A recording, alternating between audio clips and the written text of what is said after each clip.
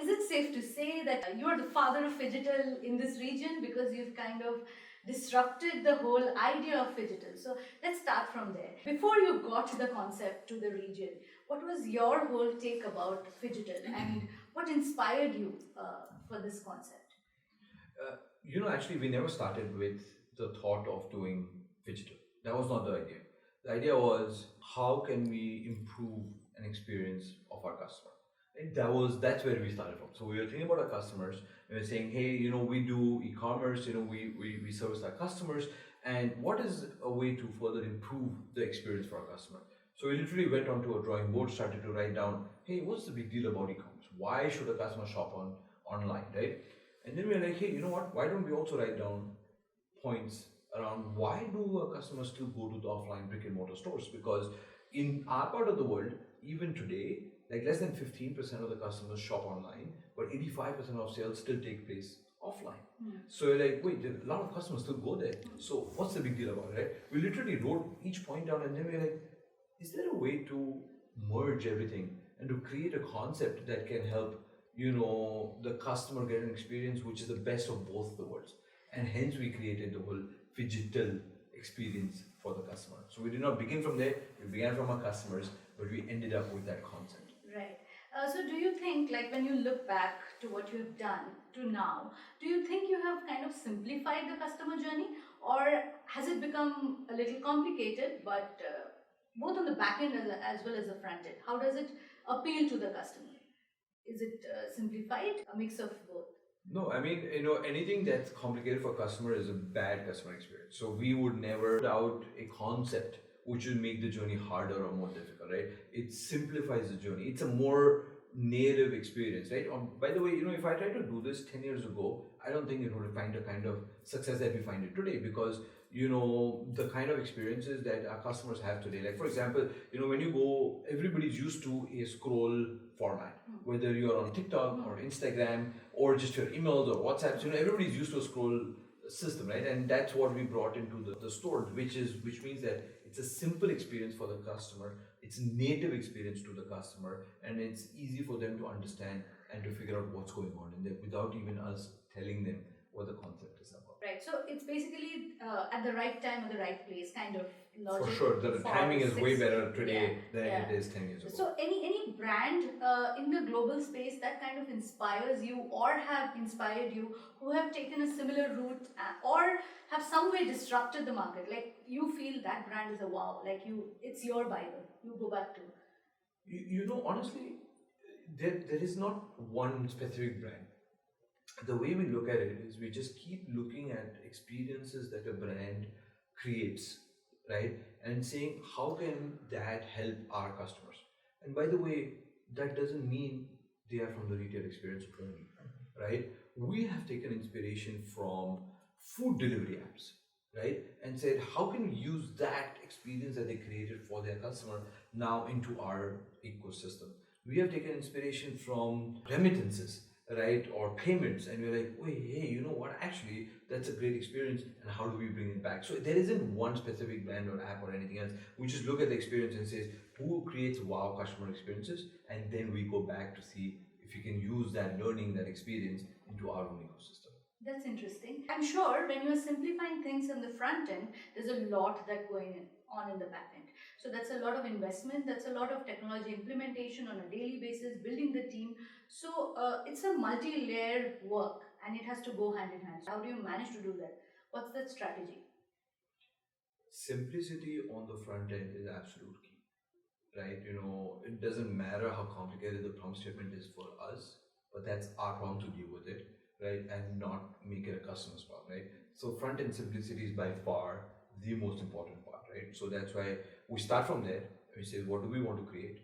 And then work backwards on what do we need to do to make that happen now, right? So I mean, there is no getting away from technology and advancement in technology to help us do this, right? So this is our default place, right? We use technology constantly to help us get better, right? So investment in that is our default state, right? We always keep investing in technology to help us get better and make life easier for the customer. Any new implementations for that matter? Tons. I mean, I don't even know where to start from. Something Like, exciting in the pipeline that you want to tell sure. us I mean, about? I can tell you, like, a lot of people are still talking about AI, and we've already gone ahead to implement many different aspects. And we were speaking about it earlier, where we have implemented various AI tools across the business, which has helped us improve the efficiency and productivity of the person by almost 4x. Right? So there has been tools within our marketing department, within our customer happiness department, within our buying and merchandising departments that we've already implemented, and we are already seeing fantastic results coming through. It's not yet, we haven't yet implemented a lot in the front end, which is customer facing part of it, but our own teams have been using many of them to further help the customer's experience get better, right? There's many more coming up which are going to be very much customer facing side of it, which are again going to be like wow experiences that the customer is going to face. Correct. You were mentioning your team. So, as a leader who is talking about such a futuristic concept, do you hunt for only young people in your team, or is it also easy to get the elders in the industry kind of get molded into the new age concepts? How difficult or easy it is as a leader? Well, the way I look at it is that I'm the oldest person in the organization, right? So there is no hiring above me, right? So this is it, right? This is the age that is being set up. Yes, It says yes. nobody will be older than me, right? And which we follow even till date. By the way, this is not today. This is day one of me. When we started this thing, day one itself, we started. That's it. I'm the oldest guy, and nobody who's going to be older than me, so that we can bring that next generation in, who's actually the shopper from here onwards, right? So we want them to be part of this, who are actually doing the shopping on our website as well, right? In terms of who we look for, honestly, it's not, we don't look for people necessarily just from e-commerce or just from technology or any of these backgrounds, right? What we look for is, do you have the hunger to learn and improve and learn again and improve again, right? And to keep going on forever, right? That's the key part to a discussion, rather than saying, hey, what experience do you have? Have you already done all these things? Can you come and just implement it? Because every company is different, every environment is different. Even two e-commerce companies are not the same, right? So it's not fair to say, hey, listen, just do whatever you did out here as well. It's about saying, how can you come here and help us get better by constantly learning, improving, constantly learning, and then improving further. Correct. So, what next? Any new stores in the pipeline? For sure. We have already found success within the first store that we opened, and now we're definitely going to expand this one and going to open more stores up in the coming days. And it will all be phygital, no stocks, or are you also working on some exciting new models? By the way, in our phygital store, there is inventory. So you can actually walk out with the product that you bought. Yeah. Because one of the most important wins in a offline store is instant gratification. Yeah. That means, when you go to the store, you literally pick the product and you go home with that, and we want to make sure that experience continues. So we do have product in the store, but it's just that the connection between the two worlds is seamless, is what we constantly work towards. So that similar format is what you're looking at. Yeah, sure. There's a constant improvement, Yeah. from here onwards. But yeah, the format remains similar. Of course, and you have set a trend by recording 100% growth also year on year, which is like an impressive thing to do. So, one retail trend that you want to highlight that the industry should catch up on, and if they don't, then probably they're missing out on something. So, I mean, there isn't a single trend that is redefining the industry all over again. But what is happening is that today, AI-driven tools which are out there are changing the customer's experience.